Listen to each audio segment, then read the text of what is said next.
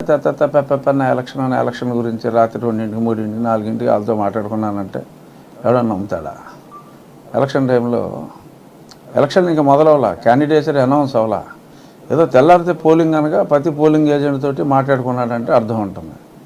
ఇంకా ఆడలేదు చూడలేదు. ఆ టైంలో రాత్రి మర్డర్ జరిగిన రాత్రి 2 గంటలకి 2:15కి 2:30కి కంటిన్యూస్గా ఫోన్లో మాట్లాడుతూనే అతను ఉన్నాడు.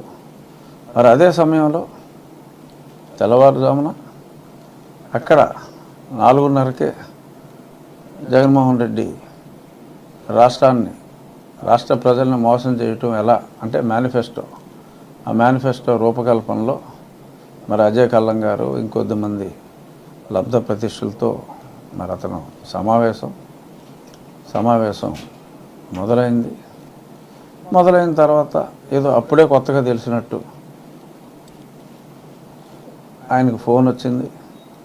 మేడం గారు పిలుస్తున్నారన్నారు. వీరు వెళ్ళారు, మళ్ళీ వచ్చారు. సారీ షిన్న ఆయన చనిపోయాడు అని చెప్పి మీటింగ్ ఆయన క్యాన్సిల్ చేశారని చెప్పేశారు ఈయన అజయ్ కల్లం గారు. సరే అది సిబిఐకి చెప్పారు.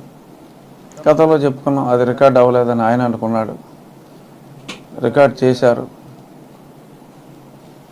ఎప్పుడు అంతకుముందు పాపం జగన్మోహన్ రెడ్డి గారికి చెప్పలేన ఇలా సిబిఐ వాళ్ళు వచ్చారు, ఇలా మాట్లాడానని. ఎప్పుడైతే ఆంధ్రజ్యోతిలో మరి ఆ కథనం వచ్చిందో, ఏమయ్యా చెప్పేవా అని అడగటం, మరి వచ్చారని చెప్పి ఈయన చెప్పటం, అలా అయితే అటు టాకాబద్దని చెప్పి సిబిఐ ఎలా నేను చెప్పని విషయాలు రాశారని చెప్పి కోర్టుకి వెళ్ళటం, దాన్ని వాపసు తీసుకోవాలంటాం. సిబిఐ వాళ్ళేమో వాళ్ళ వాయిస్ రికార్డింగ్ చేసిన దాంతో సహా ఇచ్చేయటం. దాంతో వీళ్ళు బెంబేలెత్తిపోయి కేసు వేసింది వీళ్ళు వాయిదా అడుగుతారు, 6 నెలలుగా వాయిదా అడుగుతారు. సో దీన్ని బట్టే దొంగ ఎవడు అంటే హంతకుడెవరు అనేది మీకు ఒక అంచనాకు వచ్చి ఉంటారు కదా, రాలేదా? భయం మీకు, మీడియా వాళ్ళకి కూడా భయం. అంచనాకు వచ్చారా లేదా? పైకి చెప్పక్కల్లా, పైకి నేనే చెప్తా, తల్లన్న అవ్వకండి. వచ్చారా? అదే ప్రాబ్లం. సో ఆయన్ని నోరు మూయించి మళ్ళీ మాట్లాడకుండా ఆ సబ్జెక్ట్ మీద, ఎందుకంటే కోర్టులో ఉంది కదా. సో వాయిదాల మీద వాయిదాలు. పాపం ఆ రెడ్డి గారు అవడం, ఆ లాయర్ గారు సరిగ్గా ఈ కేసు వచ్చే ముందు పక్క వెళ్ళిపోతాడు. అప్పుడు దాకా కొన్నప్పుడు బిల్డప్ ఇస్తాడు. సార్ ఆయన ఏదో పక్క కోర్టులోకి వెళ్ళారు సార్, వచ్చేవారని వాయిదా వేయండి సార్ అంటే ఓకే వాయిదా. సో ఇలాగా వాయిదాలతోనే గడుపుతారు. సిబిఐ అరెస్ట్ చేయడానికి వస్తుంది.